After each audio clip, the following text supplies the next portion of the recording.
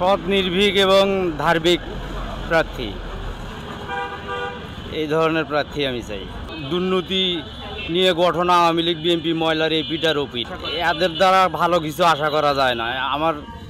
আমার মনে হয় যে বাংলাদেশে ইসলামী শাসন প্রতিষ্ঠা হলে বাংলাদেশে শান্তি আসার সম্ভাবনা 90%। প্রত্যাশাটা আসলে প্রত্যেক নির্বাচনে দেখছি প্রত্যাশার জায়গাতেই থেকে যায়। তো এবারও অবশ্যই প্রত্যাশা তো রাখি যে আসলে বাংলাদেশের যতগুলো গণ অভ্যুত্থান বা জনমানুষের যত আন্দোলন বা বাংলাদেশের যে জনযুদ্ধ বা স্বাধীনতাকামী যে যুদ্ধ, সকল জনগণ সম্পৃক্ত সকল আন্দোলন বা সকল যুদ্ধকে ধারণ করা একটা দল বা একটা গোষ্ঠী, যারা কিনা এই দেশের কৃষক, শ্রমিক এবং শ্রমজীবী খেটে খাওয়া মানুষের পক্ষে রাজনীতি করতে থাকে। বাংলাদেশের মানুষের ভাগ্য কতটা খারাপ যে আসলে বাংলাদেশের মানুষ আসলে অনেক নেতা পেয়েছে, কিন্তু বাংলাদেশের মানুষের ভাগ্য পরিবর্তন করার মতো নেতা আমার মনে হয় যে এই বাংলাদেশ এখনও পায় নাই। আপনারা দেখবেন যে আসলে বিগত সালে যারাই হচ্ছে নেতা হয়েছে, যারাই হচ্ছে ওই সংসদে আসনে বসে ক্ষমতার মসনদে বসেছে, তারাই দেখবেন যে আসলে এই বাংলাদেশকে লুটপাট করে কীভাবে হচ্ছে নিজেদেরকে স্বাবলম্বী করা যায়, কিভাবে বিদেশে বাড়ি করা যায়, কিভাবে নিজের সন্তান, নিজের স্ত্রীকে বিদেশে বিলাসবহুল জীবনযাপন করা যায়, সেইগুলোই দেখেছে। কিন্তু আদতে বাংলাদেশের মানুষের যে একটা ভাগ্য পরিবর্তন নিয়ে যারা কাজ করবে, সেই ধরনের নেতা কিন্তু বা আমরা জনপ্রতিনিধি আমরা কিন্তু পাই নাই।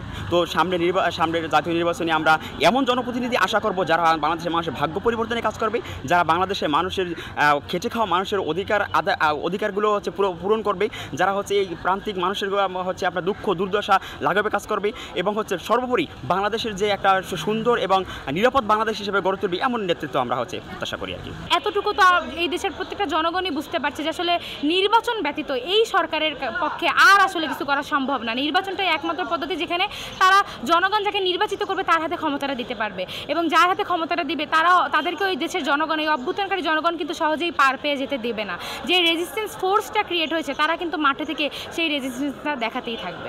প্রার্থী অবশ্যই আমরা চাচ্ছি যারা জনগণের পক্ষে কথা বলবে, যারা জনগণের সকল সমস্যা নিয়ে কথা বলবে, দেশের সম্পদ রক্ষায় যারা ভূমিকা পালন করবে, যারা সাম্রাজ্যবাদী গোষ্ঠীগুলোর বিরুদ্ধে কথা বলবে, যারা ভারতের সম্প্রসারণবাদের বিরুদ্ধে কথা বলবে, যারা দেশের তরুণদের যে শিক্ষা ক্ষেত্র সেটাকে বাণিজ্যিকীকরণের বিরুদ্ধে কথা বলবে, এবং অবশ্যই ভারতের সাথে হয়ে যাওয়া বিভিন্ন বিদেশি শক্তির সাথে হয়ে যাওয়া যতগুলো অসম চুক্তি আছে সেগুলো প্রকাশ্যে এনে বাতিল করবে। আমরা এমন একটা সরকার চাই যে সরকার জাতি এবং দেশকে নিরাপত্তা দিবে এবং জনগণ নিরাপত্তাভাবে দেশে সব কিছু স্বাধীনভাবে করতে পারবে।